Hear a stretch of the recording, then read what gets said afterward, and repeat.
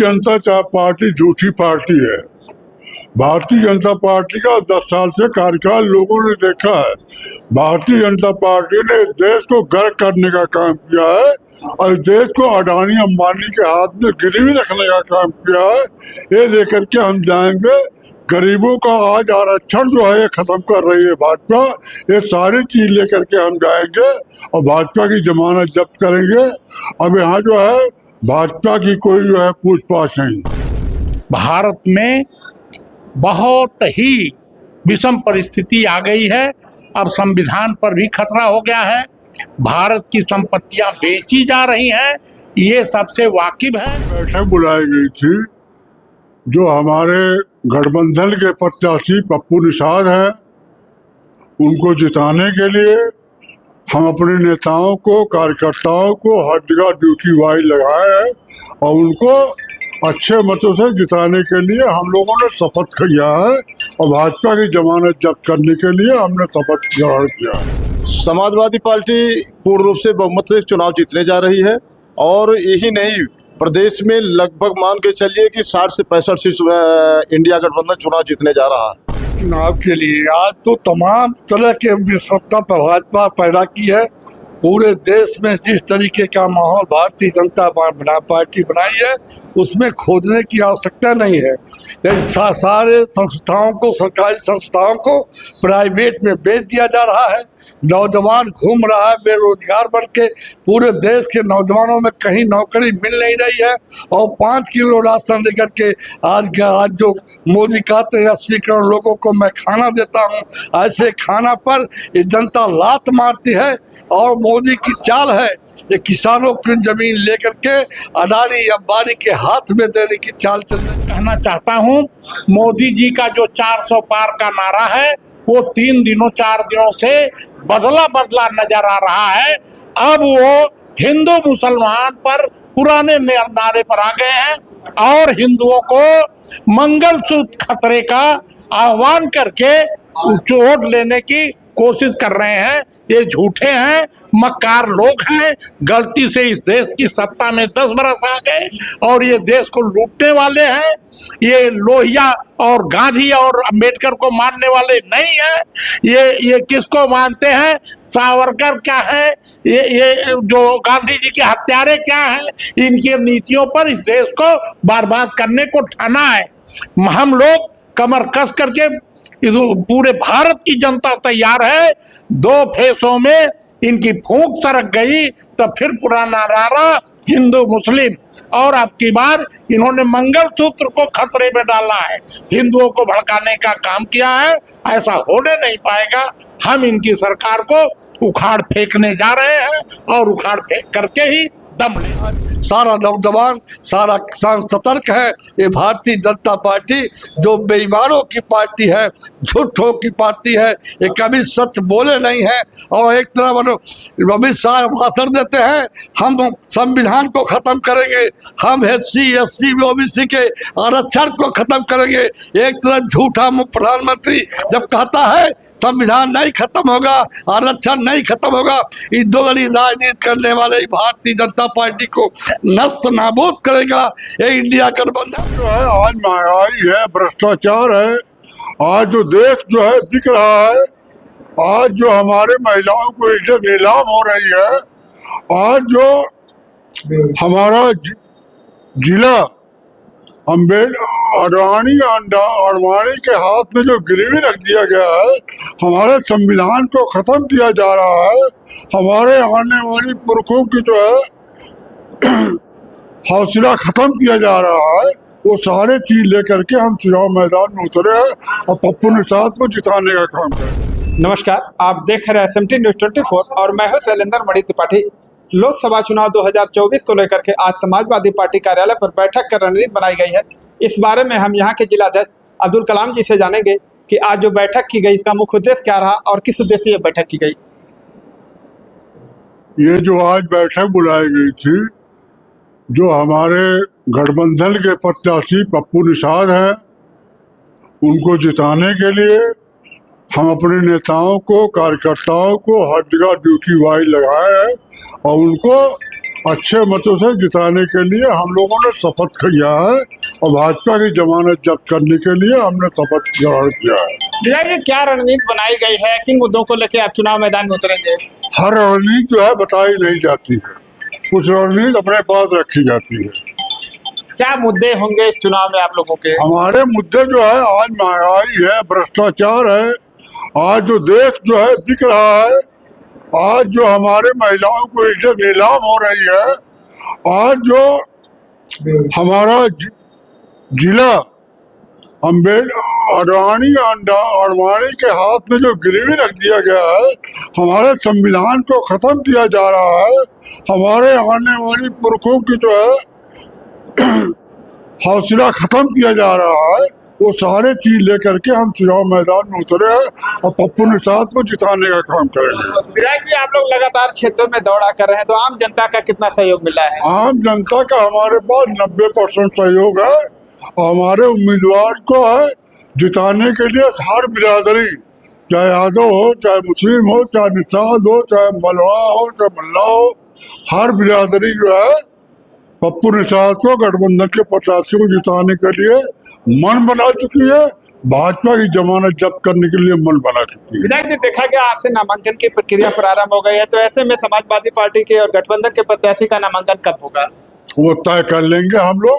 अभी हमारे जैसे कैंडिडेट ने बताया है कि 4 को या 5 को हम नॉमिनेशन करेंगे, और नॉमिनेशन जो होगा वो आप लोग को इस तरह दे दी जाएगी।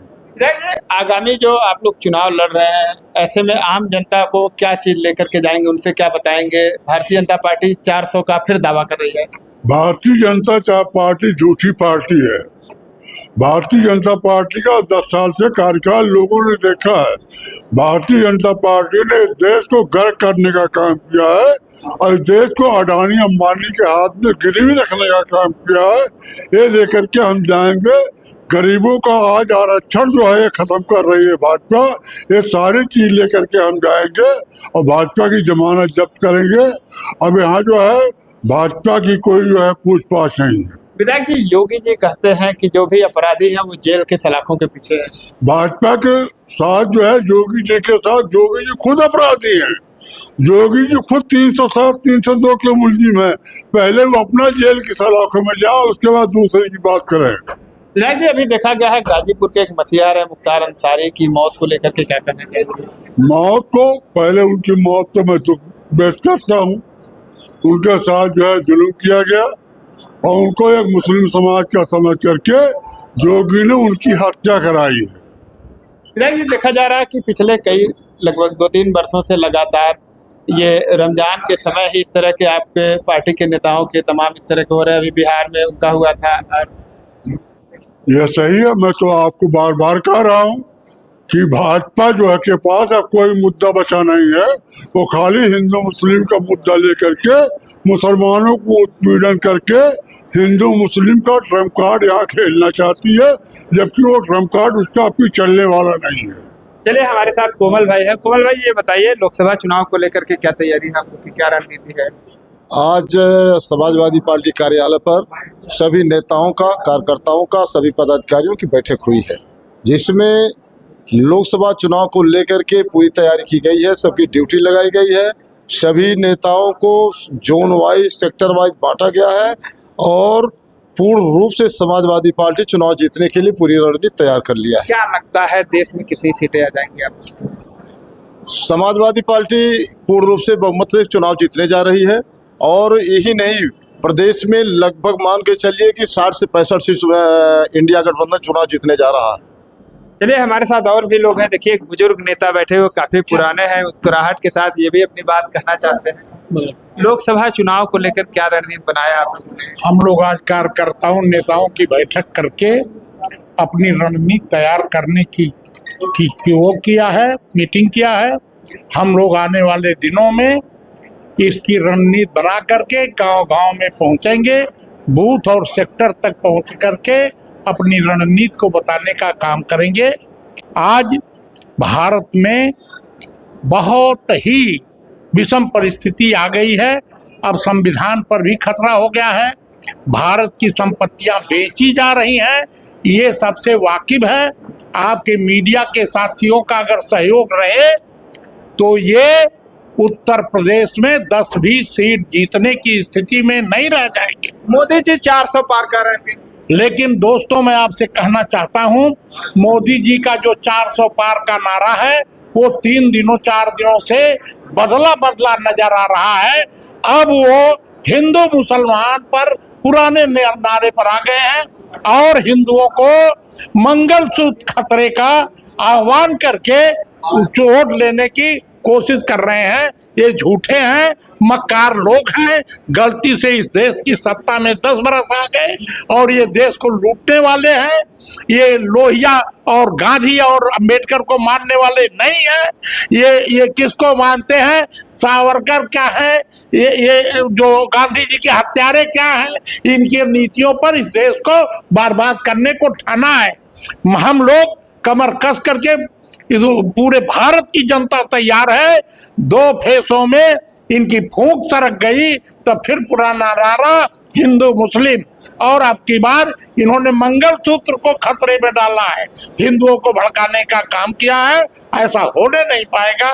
हम इनकी सरकार को उखाड़ फेंकने जा रहे हैं और उखाड़ फेंक करके ही दम लेंगे। चुनाव को लेकर के क्या रणनीति बनाई आप लोगों ने, किस तरह से जनता के बीच में जाएंगे? लोकसभा चुनाव के लिए आज तो तमाम तरह के विषमता पर भाजपा पैदा की है। पूरे देश में जिस तरीके का माहौल भारतीय जनता पार्टी बनाई है उसमें खोजने की आवश्यकता नहीं है। सारे संस्थाओं को, सरकारी संस्थाओं को प्राइवेट में बेच दिया जा रहा है। नौजवान घूम रहा है बेरोजगार बन के। पूरे देश के नौजवानों में कहीं नौकरी मिल नहीं रही है और 5 किलो राशन लेकर के आज जो मोदी कहते हैं 80 करोड़ लोगों को मैं खाना देता हूं, ऐसे खाना पर ये जनता लात मारती है। और मोदी की चाल है ये किसानों की जमीन लेकर के अडानी अंबानी के हाथ में देने की चाल चल रही है। इसलिए आज सारा नौजवान, सारा किसान सतर्क है।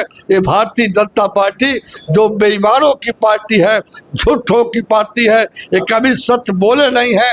और एक तरफ अमित शाह भाषण देते हैं हम संविधान को खत्म करेंगे, हम SC SC OBC के आरक्षण को खत्म करेंगे। एक तरफ झूठा प्रधानमंत्री जब कहता है संविधान नहीं खत्म होगा, आरक्षण नहीं खत्म होगा, इस दोगली राजनीति करने वाले भारतीय जनता पार्टी को नष्ट नाबूद करेगा। ये इंडिया गठबंधन अब पूरे देश से साफ हो रहे हैं। 2 चरण के चुनाव में भारतीय जनता पार्टी का असली चेहरा सामने आ गया है। इनकी जमानत कहीं बचने वाली नहीं है। इसलिए आज हम लोग चाहते हैं संयुक्त रूप से जो इंडिया गठबंधन बना है, पूरे देश में भारतीय जनता पार्टी की 150 से ऊपर सीट आने वाली नहीं है। पूरे देश में इंडिया गठबंधन की सरकार बनेगी।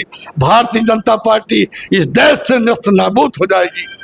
अभी तक देखा जा रहा है इंडिया गठबंधन का प्रधानमंत्री तय नहीं हो पाया कि कौन प्रधानमंत्री बनेगा। जब सत्ता चेंज हो जाएगी, जब हम सत्ता में बनाने लायक हो जाएंगे तो हम अपने आप, हमारे पास तमाम लोग हैं जो प्रधानमंत्री के कैंडिडेट बनने लायक हैं, उसमें से हम लोग तय कर लेंगे। उसमें जो उस लायक रहेगा उसको प्रधानमंत्री कुर्सी पर बैठा दिया जाएगा।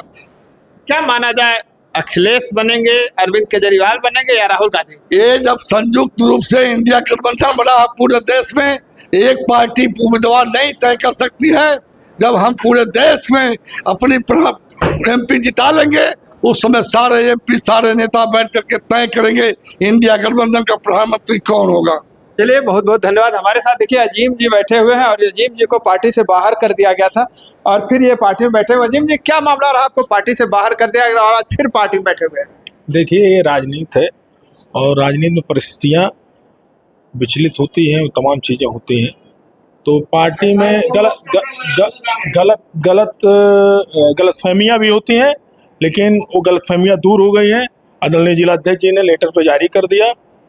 पार्टी में मैं फिर से उसी जोश और खरोश से, पूरी ताकत से पार्टी में तमाम नौजवानों को जोड़ने का काम जिस तरह से किया हूँ, उन्हीं नौजवानों को लेकर के तमाम गांव बूथों पे जा कर के सब सर्व समाज से मिल करके पप्पू निषाद जी के लिए वोट मांगने का काम करूंगा। और इंडिया गठबंधन संत कबीर नगर में प्रचंड बहुमत से जीतने जा रहा है। और ये NDA के लोग, ये भाजपा के लोग और ये जो निषाद पार्टी का आलाप गा रहे हैं, इनको इस बार संत कबीर नगर की जनता करारा जवाब देने जा रही है, क्योंकि ये है बाहरी। तो हमारी संत कबीर नगर की जनता ने ये मन बना लिया है कि अब बाहरियों का राज इस जिले पे नहीं चलेगा। इस जिले का बेटा, इस जिले का लाल जो होगा, उसको इस जिले की गद्दी पे बैठाने का काम हमारी संत कबीर नगर की जनता करने जा रही है। बसपा प्रत्याशी का कहना है कि समाजवादी पार्टी के प्रत्याशी ने कोई काम नहीं किया और ये प्रधानी का चुनाव हार गए, उसके बाद नगर पंचायत का चुनाव हार गए। ये बसपा का प्रत्याशी हुआ कौन है? बसपा का प्रत्याशी तो मुझे नहीं लगता कि कौन हुआ है, कौन से जिले का है, कहाँ का है। अपने ही जिले का है, मेहदावल का रहने वाला दानिश आसर नाम है। नहीं तो मेहदावल का रहने वाला तो मैं तो पहली बार नाम सुना हूँ। बसपा के जो प्रत्याशी हुए हैं और वो अभी अपनी चीजों को धरातल पे लाते लाते चुनाव खत्म हो जाएगा। वो बुरिया बिस्तरा बांध करके जहां से आए वो चले जाएंगे। चलिए, बहुत बहुत धन्यवाद। अभी तो आप लोगों ने देखा कि किस तरह से हम लोग यहाँ बैठ करके समाजवादी पार्टी के नेताओं के साथ बातचीत की है और इन लोगों ने अपने प्रत्याशी को भारी बहुमत से विजयी बनाने की बात की है।